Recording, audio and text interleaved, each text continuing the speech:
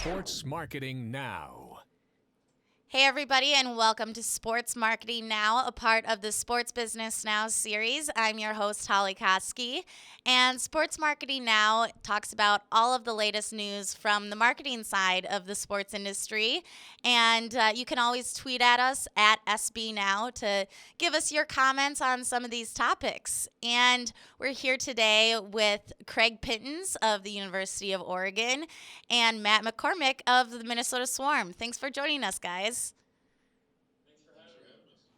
Awesome. And as you can see, we have a snazzy new set here, so you guys are the first ones to break it in. The set looks very over budget. I know, we stepped it up a notch. Looks good. Good to hear. Good to hear. Well, thank you guys. I'll start with you, Craig, where you can just introduce yourself to our viewers. Sure. I'm Craig Pittens, and I'm the Senior Associate Athletic Director for Marketing and Public Relations at the University of Oregon. Basic enough. Matt, how about you? I'm Matt McCormick. I am the Director of Brand Marketing with the Minnesota Swarm. We're a professional lacrosse team in the National Lacrosse League. Well, awesome. So obviously you guys, have quite the good backgrounds with Oregon and then, lacrosse, which is an up-and-coming sport. So that's exciting to have you guys on. Moving on to our first topic here, Mercedes-Benz is launching a really cool Instagram campaign where they are encouraging their, followers and fans to tag their Instagrams with the hashtag Untamed, which is just kind of showing how you are unique, how you're different, and they're going to be using these Instagrams in this really cool just art piece in Paris. And so it's, just really displaying a bunch of Instagrams all in one space.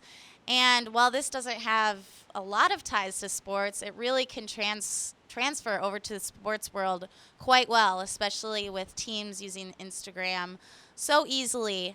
How do you guys think this type of concept using fan Instagrams could tie into, promotional material or in-arena signage? Craig, I'll go with you. Sure. First of all, Holly, I think you lost me at Paris and art. I'm a little bit at a loss for words on that topic, but it is a great campaign. I did take a look at it. I'm familiar with it. And it is interesting from a Mercedes-Benz perspective, using Untamed, there's really not much relationship to the brand. Now, I understand their brand message is to try to distinguish themselves, but it works so much better for sports because you actually have, there's such a built-in affinity for a sports team. And it would work great in venue if you could actually send a Instagram in venue at a lot of places. I mean, that's going to always be something that you're going to have to overcome. But just interaction on a website is fantastic using a different hashtag. We've experienced a lot of it with the Quack Cave. We've actually had quite a few people Instagram photos in, and we'll grab some of the best ones out there and kind of repurpose them on the Quack Cave website. It's a fantastic medium for fan interaction because fans love to see themselves promoted as being the biggest fan. And in their minds, when you actually are able to send it out via your official site in some way, somehow, or your official account in some way, somehow, they feel a deeper connection to your team, to your brand, and it's very valuable. And there's been some great examples of teams that have taken advantage of this. Absolutely, and it really gives fans an opportunity to show off their artistic and creative side, especially when it pertains to their team. Matt, have you done anything with Instagram with the Swarm? Yeah, I first of all, I just want to say I love this application. The display in Paris, it looks great, and I can see a lot of people, a lot of teams eventually building out in their concourse arenas a display similar to that. Maybe not with all the flair, but it's definitely something that they could implement pretty well, I would think. currently we not specifically with Instagram, but using hashtags and our fan photo program. We do take in hashtags and we share those photos back out through an in-game feature, with all of those pictures also being posted to our Facebook page. And the response to that's been fantastic. It's helped drive impressions on our page, so it just keeps bumping up our overall status. No, definitely. And, there have been several teams that have already kind of gotten on the Instagram train. The Indy 500 has been doing some great things for their new campaign called Indy 500 or Bust. The Milwaukee Bucks did a Instagram contest where it was show me your Milwaukee. That was the hashtag, where fans would show the Milwaukee Bucks what Milwaukee means to them, whether that be pictures of the city and landmarks or favorite spots to go. And they actually integrated that in with rookie John Henson, so kind of showing him the town. And also the University of Kentucky has a really great board of just Instagram pictures from, all of their fans and things like that. And I know, I think you mentioned it, Craig, where, or maybe as you, Matt, the kind of a concourse of Instagrams, the Tampa Bay Lightning has already dabbled in that as well. You're going to continue to see it applied more and more as everybody tries to find the best possible fan experience in venue. You're going to continue to see some kind of integration of social media in our venues, because when you're at home, that second screen experience that everybody talks about is such a part of viewing sports at home.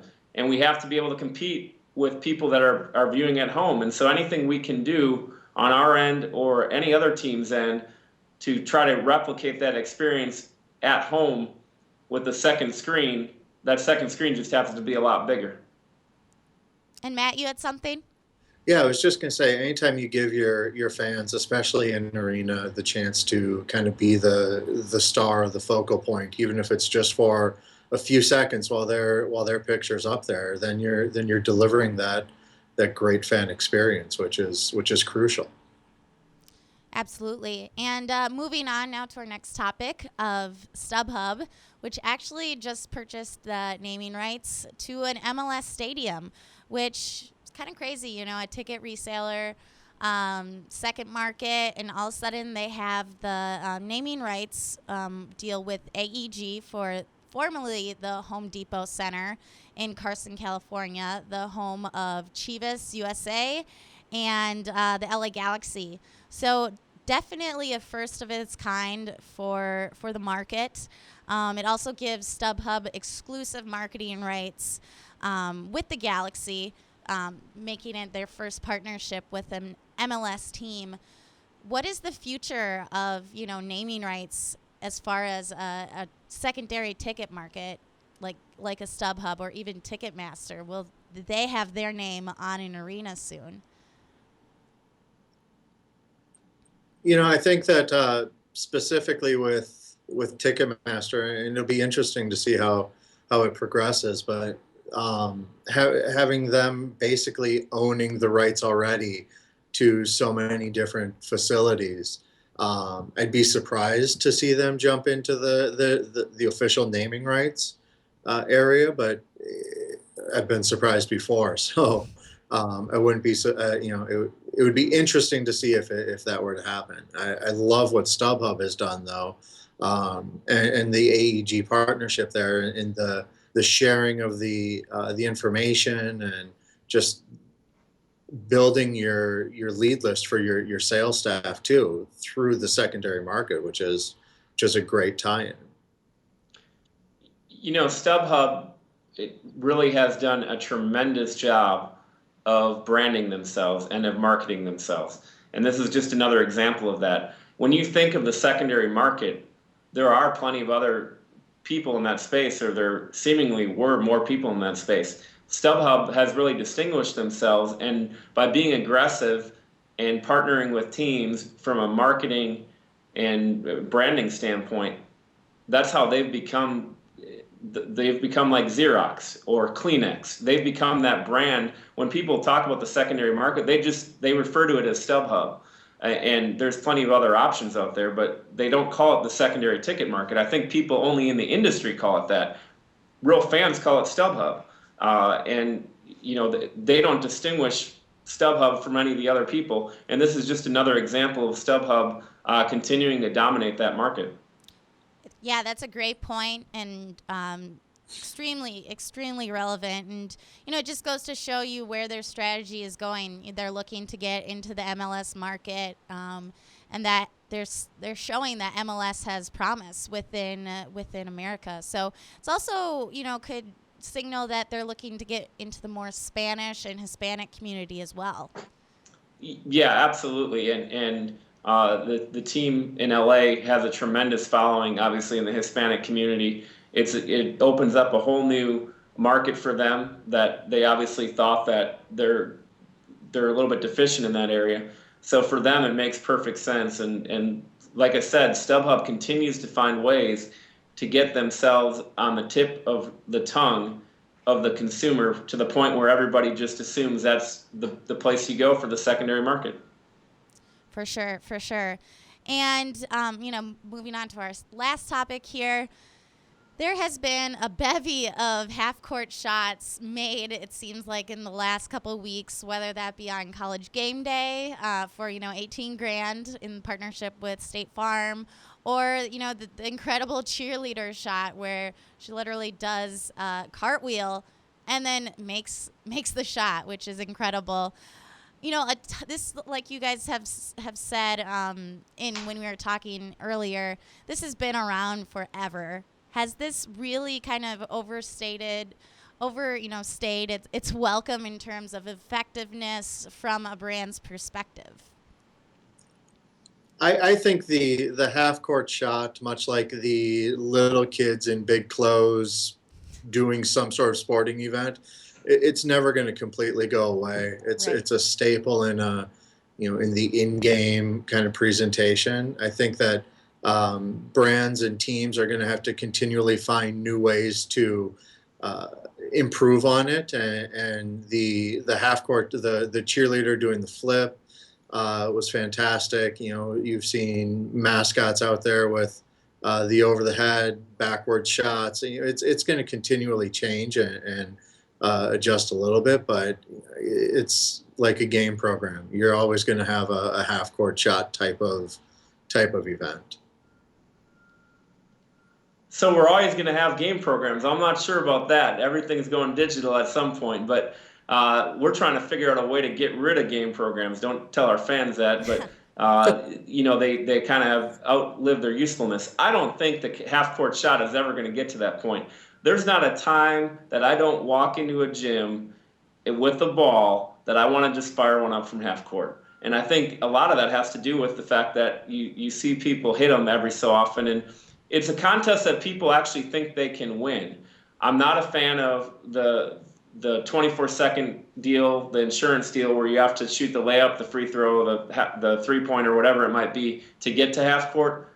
I just like to send somebody right out to half court, very similar to what State Farm does, and just fire it up. And having been at a school where people have hit the half court shot, it's awesome. And we had at Oregon, we have a contest similar, and we had a couple people make it to half court and fire it up, hit the rim, and the place is just ready to explode. So it's a great promotion. And the video with the cheerleader is fantastic. I mean, that obviously pretty viral. I think it's close to 10 million views on YouTube now, which is amazing for a Division III cheerleader who also apparently is a soccer player. Yeah, it makes sense. If she's a soccer player, on the throw-ins, she can do a flip throw-in and things like that. But another great point, Craig, on the quickness of it, with the layup, the free throw, three, that takes, a good 30 seconds. And, the attention span of the fan is not that long, especially when it's just not as intense as the half-court shot. Craig, I know you mentioned a couple of things that you guys do. Matt, what about the swarm? It's a little different in lacrosse. Obviously, you don't have a half court. But do you bring the fans out onto the field at all and anything like that? Oh, definitely. We're always trying to get the fans involved in some way, shape, or form, whether it's hamster ball races or shooting events. A popular one in lacrosse is to get them dizzy before you let them start flinging the solid rubber ball around, which was always a fan favorite. We have implemented a full turf, a full floor shot before, which is just a variation on the same thing. But yeah, it's a lot of fun, and just getting the fans involved. It's crucial. You need to always be thinking of different ways to keep everybody involved and happy and coming back to the games. One thing, Holly, I'm not a fan in general of on-field, on-court promotions, just in general.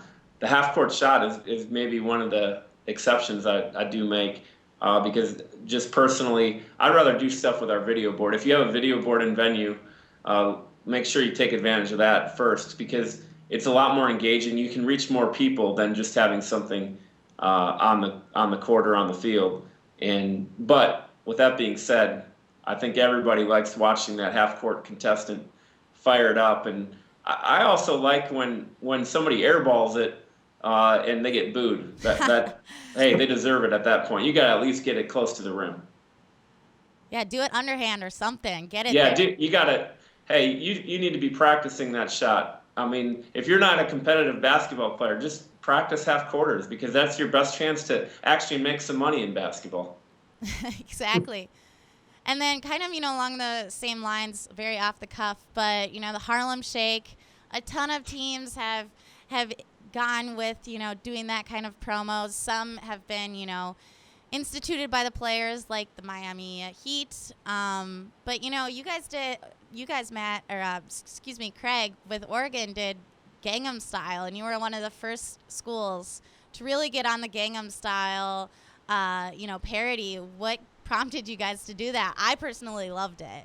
But That was an interesting story behind that. So we had originally saw the Gangnam Style video when it was probably at about 15 million or so, and we saw it and we thought that would be great. It'd be great to have the Duck do that video.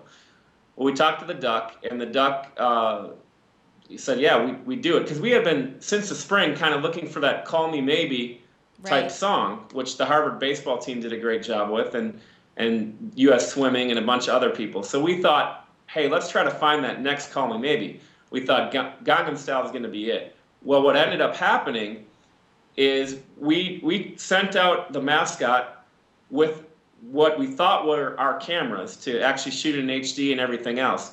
The day before it was being presented to us, we found out that they shot the entire thing with an iPhone, which the day before we're like, we're going to have to reshoot. This isn't going to be any good. And about 30 seconds into it, content is king because it's great. And it didn't matter that the quality wasn't as good as what we would have expected. Matt, have you guys thought about doing anything like that with the players, or?